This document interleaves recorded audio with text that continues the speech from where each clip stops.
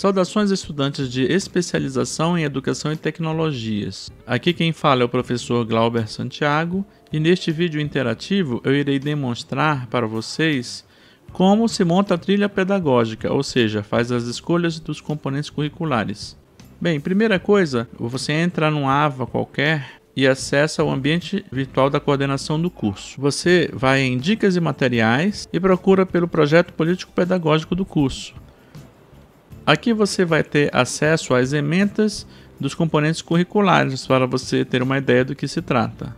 Para além da ementa, você também pode voltar em Dicas e Materiais e vir em Biblioteca de e-books do curso.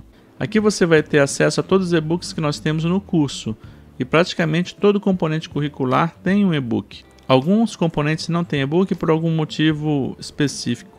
Então aqui podemos ver o e-book de acessibilidade. Outra coisa que você deve observar é que alguns poucos componentes são seriados. Por exemplo, para você fazer produção de animações para educação, você antes tem que ter feito planejamento e organização de animações. Da mesma forma, para a produção de mídia audiovisual, você antes tem que ter feito planejamento e organização de mídia audiovisual.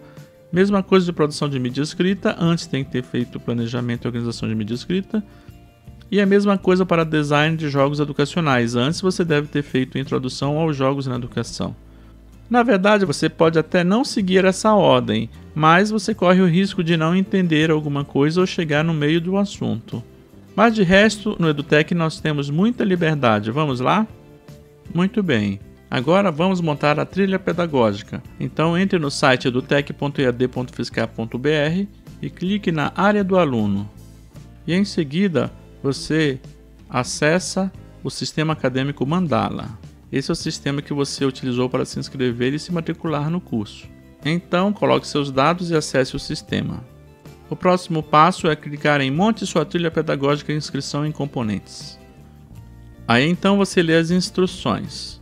No caso aqui, as ofertas passadas e correntes não podem ser alteradas. Dessa forma, realize a escolha correta dos componentes para não ter problemas futuros. Ou seja, você tem flexibilidade, mas para mudar no futuro e não no presente nem no passado, né? Então, sempre antes de ocorrer um componente, pelo menos 15 dias antes, você deve fazer suas escolhas. Bem, aqui vemos as habilitações escolhidas. No caso, temos a sigla H1 para a primeira habilitação, que aparece aqui, Gestão da Educação à Distância. Nesse exemplo aqui, o estudante só tem uma habilitação. Se ele tivesse duas, ia aparecer H1 e H2. E algumas legendas. NFO, que é o núcleo formativo obrigatório, NFE, que é o núcleo formativo específico, e NFC, núcleo formativo complementar. A primeira coisa que eu devo marcar são os componentes que eu já estou fazendo, que são ambientação e letramento digital e educação e tecnologias, uma introdução ao curso. O estudante já foi matriculado nesses componentes, então por isso que ele deve marcar na sua trilha pedagógica, mesmo sendo no mês atual. Mas os demais componentes ele deve marcar só no futuro. O próximo passo é procurar os componentes obrigatórios que faltam, no caso, metodologia de pesquisa e produção científica 1 e 2. Pronto. Eu já selecionei os 4 componentes obrigatórios. Já venci um critério. Vamos ver mais critérios? O próximo critério é que eu tenho que ter pelo menos 10 NFE, ou seja, específicos, componentes específicos. Então eu escolho aqui conforme minha vontade. NFE. Todos NFE. Mas agora eu já penso, nesse mês aqui eu escolhi 1, 2, 3, 4 componentes. Será que isso é uma boa ideia? Será que não vai ficar muito puxado para eu estudar? Então tem que considerar também isso, tá? Então eu indico no máximo 3 componentes que você faça. O ideal seria 2 mesmo, tá? Mas no máximo 3, sempre considerando a sua capacidade de tempo e disposição. Por exemplo, no mês 7, vamos pensar num caso, o estudante vai viajar para uma ilha paradisíaca sem internet. Não vai dar para ele fazer cultura digital e convergência midiática, por exemplo. Ele vai ter que procurar se existe alguma outra oferta desse componente no futuro, porque muitas vezes o EduTech oferece mais de uma vez o componente, tá? Mas se não tiver, ele não vai poder mesmo fazer esse componente. Ele vai ter que escolher outro. Bem, continuando, marcando o NFE. Eu devo marcar todos os NFE que eu desejo até completar o mínimo de 10. Pronto, completou 10 NFE. Depois que eu completei 10 NFE, o que eu devo fazer? Eu devo chegar ao total de 20 componentes. Só até agora eu marquei 14 componentes, então faltam mais 6. Aí eu marco qualquer 6, pode ser NFC ou NFE, eu marco mais 6. Eu estou marcando aqui, não importa se é NFE ou NFC, eu estou marcando, tem que ter 6. Depois que completa 20, ele mostra em azul aqui. Então a minha trilha pedagógica está totalmente completa. Se eu quiser escolher um componente a mais, eu posso. O EduTech coloca como bônus. Então, por exemplo, escolhi um a mais.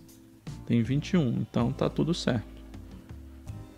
Mas se eu escolher mais outro a mais, o que acontece? Aparece um aviso dizendo que você pode ser que tenha que pagar algo a mais por isso. Então você tem que falar com a secretaria do curso para ver como é que seria esse custo adicional.